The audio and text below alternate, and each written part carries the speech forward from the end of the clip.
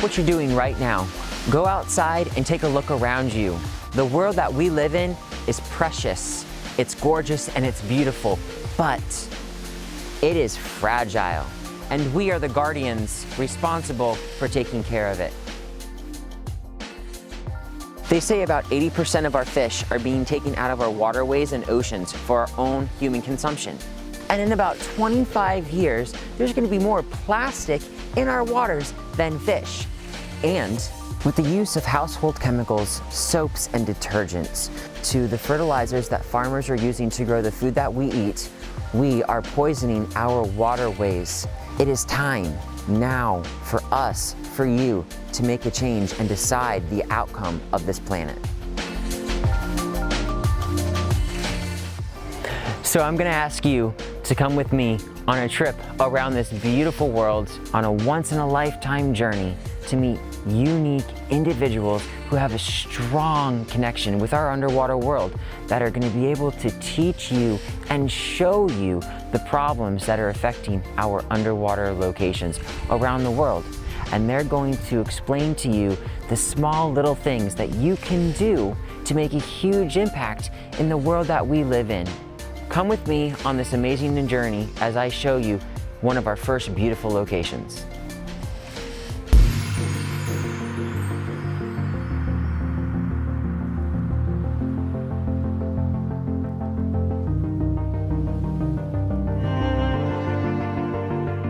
I'd like to take a chance to welcome all of you to Rainbow Springs State Park, one of my favorite places in the world. It is a beautiful, freshwater, crystal clear, high magnitude spring, and it is absolutely phenomenal. However, it is in danger. Problem with the springs doesn't happen right here. It happens at your home. It happens under your kitchen sink with the chemicals that you use, and it also happens in the fields where your food is actually grown. So the serious threat to our springs is groundwater pollution. Fertilizers, pesticides, oil and gas can all contaminate our groundwater, especially in areas where limestone is near the surface. Because of this, invasive plants outgrow beneficial native plants. Here at Rainbow Springs, as well as the rest of the state of Florida, there is a problem with limbia, which is a hair-like algae growth. When there is nutrient overload from pollution, it quickly grows into dense mats. These mats smother native eelgrass, the manatee's favorite food. Limbia has also been known to cause swimmers' itch. But we can easily help to resolve this situation, and it only takes us to commit a little of our time. We simply get together with rubber gloves and rakes to remove this invasive predator. And look what a difference we can make with a little good faith and hard work, as in the case here with Rainbow River. So I encourage you to connect with your local environmental groups and see how you can help make a difference in protecting our wonderful waterways. Without further ado, I'm gonna jump in the water and show you guys just how beautiful it actually is. And by the way, if I forgot to tell you, my name's Eric Ducharme. This is Mermaids of the World. And if you don't believe in mermaids, then you're in for a big surprise.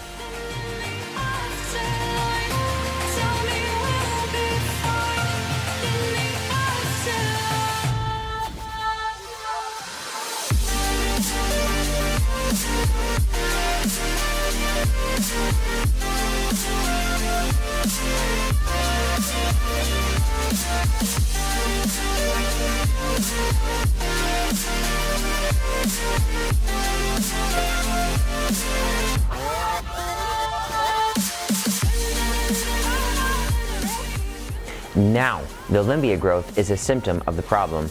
Like a snotty nose is the symptom when you have a cold, but it's the bacteria or virus that is the real problem.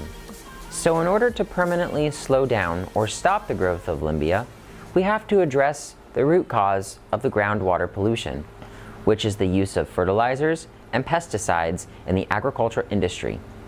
One of the best ways to change this industry is with consumer power. That means buying organically grown products instead. If more people made this choice, then more companies would start to grow organic fruits and vegetables, and the effect would be the price of these products would come down so that everybody could afford to buy them.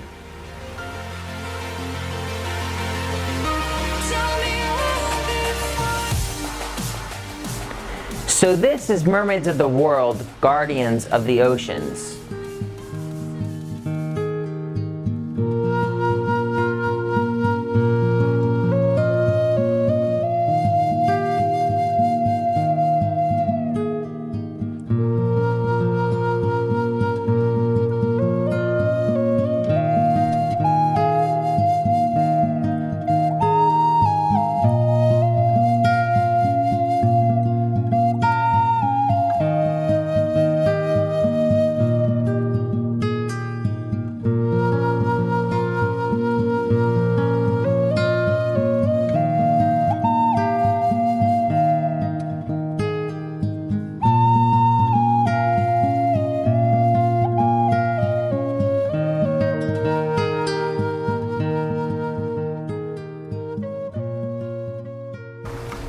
Bags are packed, passports in hand. I'm on my way to the airport to my first destination, Great Britain, where I'm going to introduce you to a lovely young lady who has a special message about conservation for all of you folks home in the United Kingdom.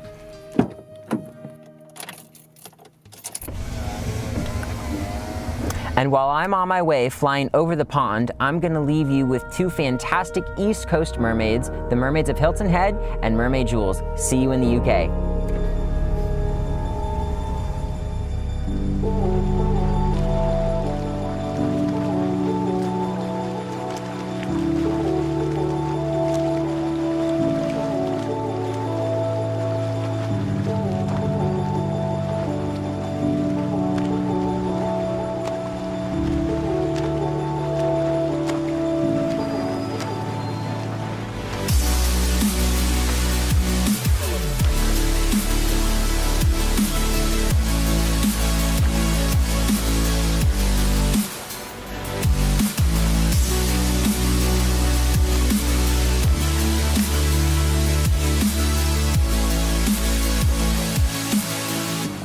Hi, I'm Nina. I'm the Mermaid of Hilton Head. I'm here on the beautiful Hilton Head Island in South Carolina, and with over 2.5 million visitors every year, it's no wonder it got voted one of the best islands in the world. Hilton Head has a lot to love about it, but one of its greatest allures is its wildlife. Hilton Head has over 200 residential dolphins. It is second largest per capita sea turtle nesting region in South Carolina, and it's home to other cool species too, such as manatees and alligators. With such an abundance of wildlife and so many visitors every year, it's becoming more and more difficult to protect it.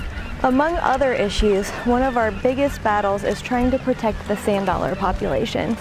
Let's head to the beach and I'll explain more. Sand dollars are rounded, flat sea urchins. Their exoskeleton protects their soft body parts, and they spend most of their lives burrowing in the sand. The issue at hand is that many of the tourists and even locals who walk these gorgeous beaches find the sand dollars and take them home. So they have no idea that they're killing them when they remove them from the beaches. This is a problem because the numbers of sand dollars on our beaches have decreased drastically. As with everything in the food chain, the sand dollar has its place. Shrimp, starfish, and small fish eat sand dollars, and sand dollars eat microorganisms, algae, and most importantly, they also eat the poo of other organisms, keeping our ocean and beaches clean. If you look closely, you can see tiny hairs on the tops and bottoms of the living sand dollars that help them burrow in the sand and move food into their mouths. They move so slowly, the human eye barely even recognizes movement at all. The best way to solve this problem is to educate the visitors of Hilton Head so that when they find a live sand dollar, they know to leave it be. If you find a sand dollar on the beach, the best way to tell if it is alive is by its color. Living sand dollars are dark purple or brownish in color. Dead sand dollars get bleached out by the sun and turn white. They really are fascinating creatures, and if they were to disappear, it would be devastating for my island. When I'm not swimming around the oceans with my dolphin friends, I'm a part-time children's book author and illustrator. I wrote a book about sand dollars with the intention to teach people that these guys are not only alive, but they're also really cool.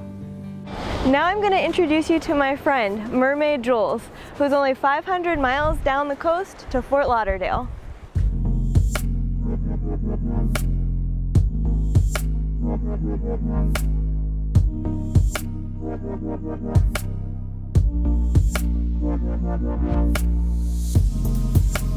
Didn't see a warning, hits me in the morning, puts me in the moment,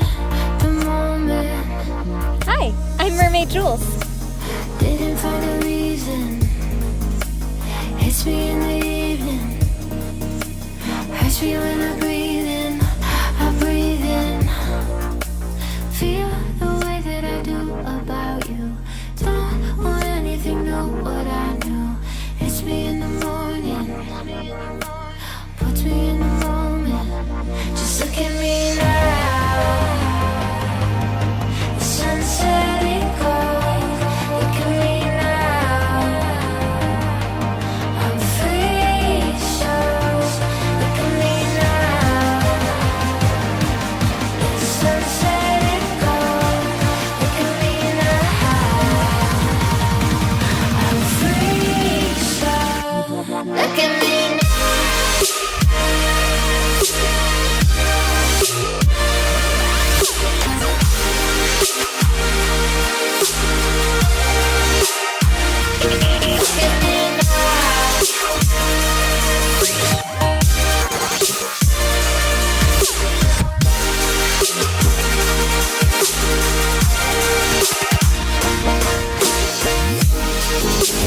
Didn't see a warning, hits me in the morning, puts me in the moment, didn't find a reason, hits me in the evening, hurts me when I breathe in, feel the way that I do about you, don't want anything new, what I knew, hits me in the morning, puts me in the moment, just look at me now. The sunset and gold, look at me now.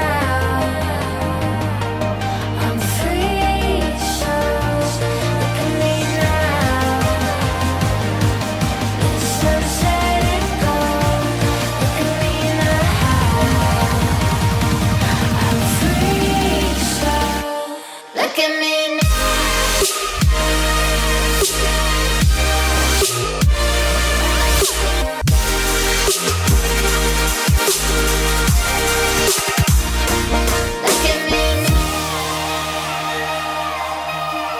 Hey guys, I'm Mermaid Jules, and welcome to Fort Lauderdale Beach, here in sunny South Florida.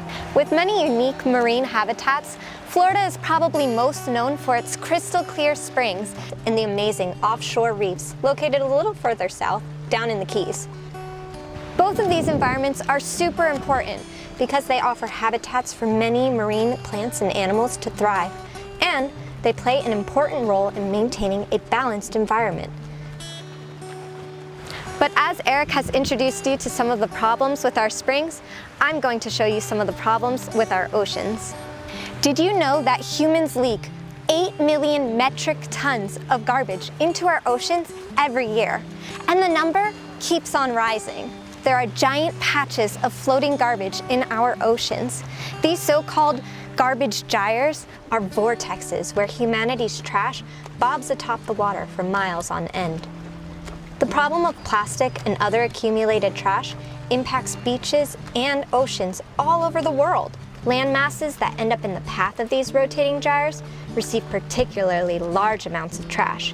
Some beaches are buried under 5 to 10 feet of trash, while other beaches are riddled with plastic sand, millions of grain-like pieces of plastic that are practically impossible to clean up. Saving our oceans comes down to managing waste on land and clearing the trash from our beaches.